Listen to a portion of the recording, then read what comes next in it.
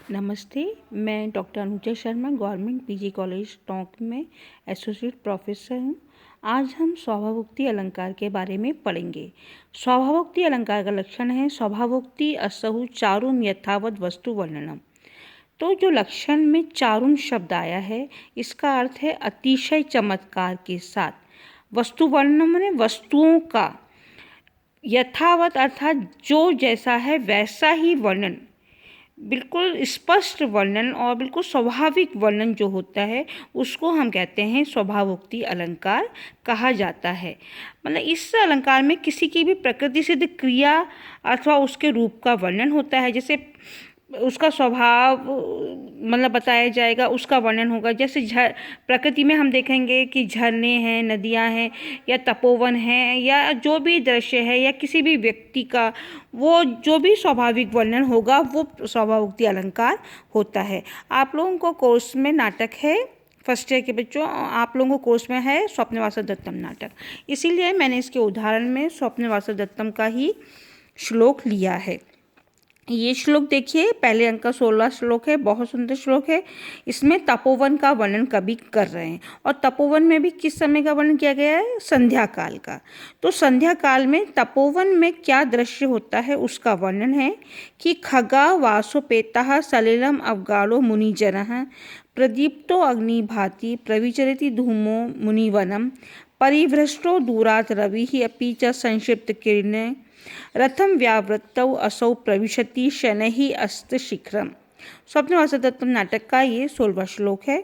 इसमें क्या कहा गया है कि जो कंचुकी है वो रानी वासवदत्ता को समझा रहा है कि अब तपोवन में संध्या काल का समय हो गया है। उसको कितने सुंदर तरीके से बताया है कि पक्षी जो हैं, खगः माने पक्षी, अपने वासोपेता माने अपने निवास स्थान की ओर लौट आए हैं और मुनिजन जो हैं वो संध्याकालीन आरती के लिए, संध्याकालीन आराधना करने के लिए सलिलम अवगाढ़ो माने सरोवर में उतर गए हैं और प्रदीप्तो अग्नि भाति, प्रदीप्त माने जो दीप्त करी गई है, जो जलाई गई है अग्नि वो प्रदीप्त हो रही है, माने जो जलाई हुई अग्नि जो है वो प्रदीप्त हो रही है। अगर हम दिन में अग्नि जलाएंगे तो वो उतनी नहीं चमकती, इसीलिए प्रयोग जो किया गया है शब्द का कितना सार्थक है कि प्रदीप्तो अग्नि, अग्नि जो है वो चमक रही है जो यज्ञ के लिए जलाई गई है। और प्रविचरति धूमो मुनिजनम, और धुआं जो है वो पूरे मुनिवन माने तपोवन में फैल रहा है। परिभ्रष्टो दूरात् रविः अपि, और जो सूर्य है वो भी, च माने भी, परिभ्रष्टो दूरात् अस्ताचल की ओर जो जा रहा है सूर्य, उसका वर्णन किया गया है कि वो गिर गया है। परिभ्रष्ट माने दूर से गिरा हुआ सा लग रहा है और वो संक्षिप्त उसकी किरणें बची हैं। जब हम शाम के समय सूर्य देखते हैं तो वो जो दिन में जिस तरह उसकी पूर्ण किरणें चमकती हैं, शाम होते होते किरणें क्षीण हो जाती हैं।